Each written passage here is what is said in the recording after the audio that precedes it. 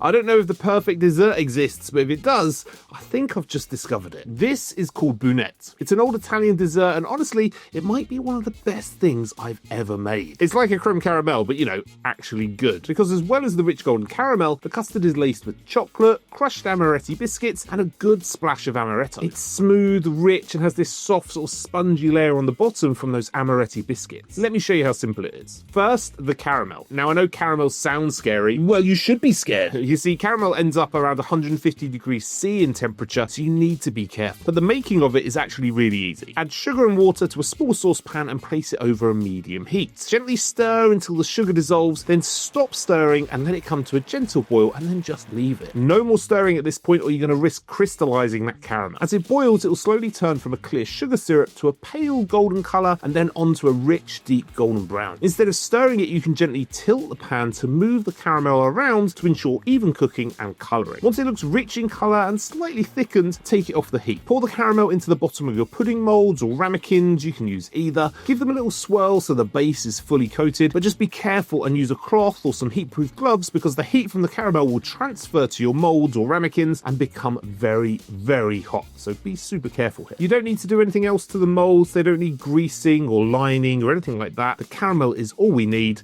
but I'll explain why in a bit. Leave them to cool and set and we'll get started with the custard. If you want the full step-by-step method all written out, you can find it over on my Patreon along with all my other recipes. It's a great way to support the channel and find all my recipes. There are 100 in one place. Now for the custard base. Add whole milk, some rich dark cocoa powder and vanilla extract, the proper stuff with the seeds, to a pan and warm it over a medium heat. Bring it up to a gentle simmer, stirring all the time just to prevent the cocoa powder settling on the bottom and scorching. Then take it off the heat and add some dark chocolate. I'm using 50% dark chocolate, which I like as it's a little bit sweeter, but if you're a proper adult with a grown-up palate, you can push this further, so 70, 80, 90, up to you. Continue to stir until the chocolate melts and the mixture becomes smooth and glossy, then set it aside and leave it to cool. In a bowl, place whole eggs, egg yolks and the sugar. Stir everything together to break up the eggs and to dissolve the sugar. Now I am using a whisk to do this as I find it the quickest, most effective way of mixing everything together. But I'm not actually whisking it, I'm just stirring it with a whisk. I don't want loads of bubbles in this custard or to make the egg and sugar mix pale and foamy. I just want the sugar dissolved and the eggs thoroughly mixed. So stir it,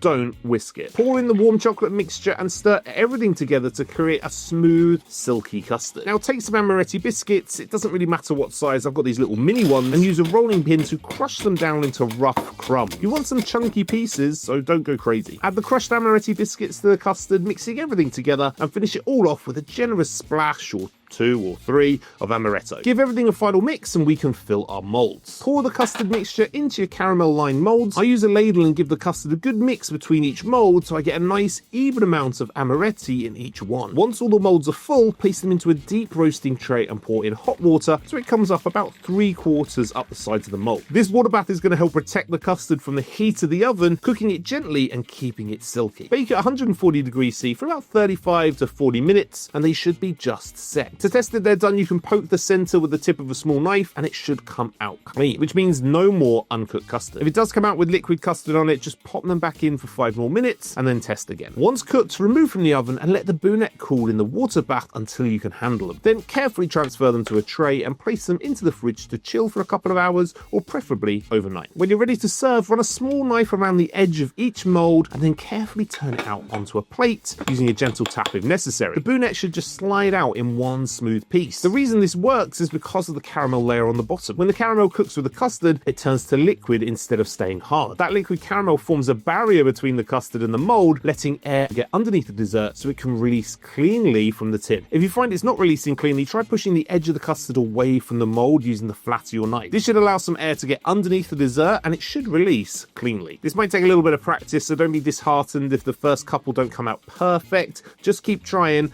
I know you're going to nail it. Once on the plate, pour over any liquid caramel left in the mold and add a few extra Amaretti biscuits on top for decoration and some extra crunch. And there you have it, a rich, smooth, luxurious chocolate custard with a light Amaretti sponge at the base and a caramel sauce to die for. I don't know if the perfect dessert exists, but Bunet has to be pretty damn close. If you make this one, let me know how it goes, and if you want the full step-by-step method all written out, you can find it over on my Patreon along with all my other recipes. It's a great way to support the channel and find hide all my recipes in one place. And if you want more recipes like this one, check out this video next.